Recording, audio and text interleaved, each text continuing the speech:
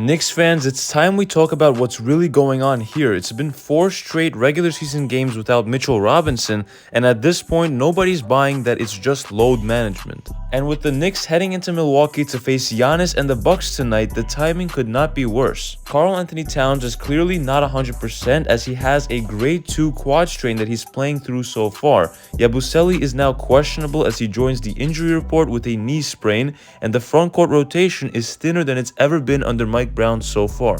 So what's really happening here with Mitch, and how are the Knicks holding things together without their defensive anchor? Let's break it down. Ever since training camp wrapped, the Knicks have been very cautious with Mitchell Robinson, and maybe too cautious. Officially, the team insists that it's just a strategic plan to preserve him for the long haul. Coach Brown has repeatedly said that Robinson's absence is not tied to a setback, but rather to a schedule designed around his ankle recovery. He even hinted that there might be, quote, stretches of multiple games where Mitch simply sits for rest. But 4 games straight, fans are starting to wonder if there's more to the story. Remember, this is the same ankle that required surgery last season, and it's the same injury that caused him to miss months of basketball. The Knicks are calling this load management, but that phrase has never been used for a player who hasn't even started their season yet. Something about that just does not add up. And here's the thing, if it was just rest, wouldn't we have seen him in at least one of the first few matchups, especially against teams like the Celtics and the Heat, where rim protection is key? Instead, it's been radio silence, no video clips of him in practice, no pregame warm-ups, nothing. It's like he's vanished from the rotation completely. So yes, fans have a right to be skeptical. Maybe it is caution, or maybe this is a sign that his ankle is not quite where the team hoped it would be. Either way, this has now become one of the biggest early season mysteries in the entire league. Without Mitchell Robinson, the Knicks frontcourt has suddenly become one of the thinnest units in the Eastern Conference, and that's saying something. Karl-Anthony Towns has been shouldering a massive workload already, and even though he's questionable again tonight with that right quad strain, it's clear that he's been playing through pain. That is not sustainable for an 82-game grind. Meanwhile, Guerschon Yabusele's recent knee sprain in the Heat game only makes things worse. He was just starting to carve out a role as a versatile forward who could stretch the floor and bring some physicality off the bench, and now he's day-to-day. Josh Hart does not seem to be at 100% just yet with back spasms, though he will be expected to play tonight. And Deuce McBride has been away from the team for personal reasons, so hope all is well with him and his family, but it feels like the Knicks cannot catch a break so far. And that leaves guys like Ariel Hukporti, Trey, Jemison, and even Mohamed Diawara trying to plug the gaps. Hukporti has size and a solid motor, the kind of energy guy who crashes the glass and hustles on every possession, but he is still raw and foul prone. In the spot minutes that Jemison has played, he has been a pleasant surprise as a big body who can defend in spurts, but he's still finding his rhythm at the NBA level. Then there's Mo Diawara, the 20-year-old rookie who might end up being the X factor here. After impressing in preseason with his defensive instincts and rebounding, he's quietly earned the trust of the coaching staff. And in a situation like this, when your depth is tested early, you find out who's really ready to step up. Diawara has been that guy so far, staying patient, learning, and waiting for his moment. But now the Knicks are heading to Milwaukee, and they're facing a Bucks team that's also dealing with some health issues, but minor ones. Cole Anthony, Kyle Kuzma are both questionable, while Kevin Porter Jr. remains out. But make no mistake, this is still a dangerous team led by Giannis Antetokounmpo, and if there's one thing Giannis loves to do, it's attack the paint, right where Mitchell Robinson would have made his presence felt the most. Without Mitch, that job now falls on Towns, Jemison, and Hukporti, and whoever else Mike Brown decides to throw at him. That's a tall order, literally. The Knicks will need to gang rebound, play help side defense with discipline, and avoid foul trouble. It's not just about stopping Giannis, but it's about making sure the Bucks do not get comfortable attacking inside all night long. This game will also be a great test for how flexible Brown's defensive schemes really are. We've seen them experiment with switching, zone coverages, and different big combinations during preseason. But now it's time to see if any of that actually holds up when the paint is unprotected, so expect Brown to tighten the rotation, emphasize transition defense, and rely heavily on his wings, like McHale, OG, and Hart, to help on the glass. The longer Mitchell Robinson stays out, the bigger this story becomes, because it's not just about one player anymore, it's about how this organization handles injuries, communicates with fans, and builds around its core. Let's be honest, Robinson's durability has been a recurring issue for many years. When he's healthy, he's elite, but one of the best rim protectors and rebounders in basketball. But the inconsistency has always been the problem, and now with Karl-Anthony Towns anchoring the starting lineup and Mike Brown installing a more modern pace and space offense, it's fair to wonder where Mitch fits in long term.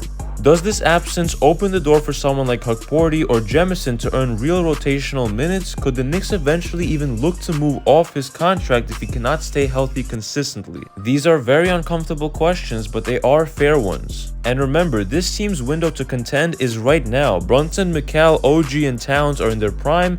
The Knicks cannot afford to have uncertainty in the middle of their defense. That's why the fan frustration is building, because if this load management turns out to be something more serious, it could force the front office to rethink its entire depth chart before the trade deadline. So where do the Knicks go from here? For now, it's about survival, staying competitive in these early games while Robinson heals up. Mike Brown will likely continue experimenting with frontcourt combinations, giving more minutes to young guys like Diawara and Jemison and Diawara while monitoring Towns' workload carefully. The good news is that the Knicks have the depth and the leadership to withstand short-term adversity.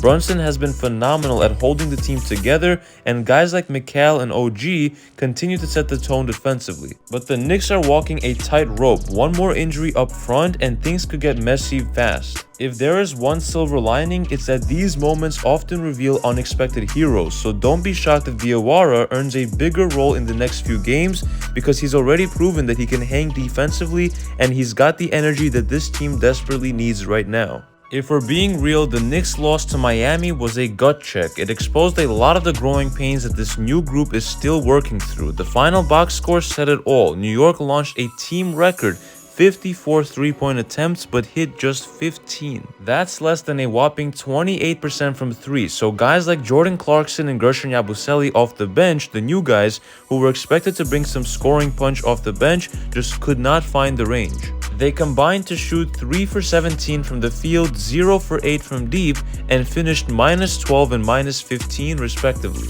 Now listen up, one bad shooting night happens, especially early in the season when rotations and chemistry are still forming. But this wasn't just a cold night, it was the first real test of adversity for this retooled Knicks team. As Josh Hart said after the game, quote, "We have good shooters, we're pushing the pace, just gotta make sure we are set and ready." We knew this was gonna be a tough one, our first game having some adversity, but we'll continue to build. That quote really summed it up. The Knicks are still figuring out how to blend their pace and space philosophy with consistency and rhythm, especially off the bench. And when your shots are not falling, everything else tends to unravel. Defensive rotations slow down, transition defense slips, and suddenly you're playing catch-up. That is exactly what happened in Miami, but it's also the kind of loss that can teach a lot, especially for a team that's integrating multiple new pieces while missing one of its biggest defensive anchors. What a lot of people do not know though is that the Knicks were running on fumes heading into that Heat game, because according to Stephen Bondi, the team did not even arrive in Miami until around 2 a.m. in the morning. And that was because of a flight delay. That's brutal, especially coming off of an emotional early season stretch.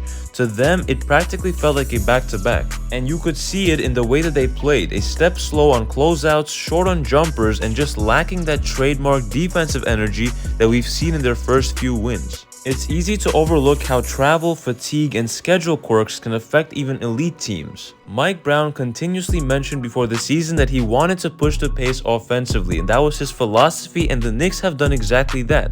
But there is a trade-off, because playing faster takes a toll physically, as we all know, especially on a team that's still building chemistry and adapting to a new rhythm without Mitch anchoring the paint. That Miami game was not a regression, it was more like a reality check. It reminded everyone that success will not come overnight and that there's still a lot of work to do to reach their true contender level. The silver lining is that this team has the right mindset. Brunson, Hart, OG, and McCall are all wired the same way. They take accountability, they respond to challenges, and they do not make any excuses. So now, Knicks fans, what do you guys think is really going on with Mitchell Robinson? Is it just load management or something more serious that the team is not telling us? Because I personally think that there has to have been some type of re-aggravation or new injury that happened in practice. And you know what? It could have even happened in Game 3 of preseason. Because if you remember, during that game, during the second half, the starters came out except for Mitch. But in the first half, he was still healthy enough to play. So that's the question. What happened there in between the two quarters? So once again, drop your thoughts in the comments below. I will be reading every one. And as always, if you enjoyed this video, make sure to hit that like button and sub to the channel if you're new.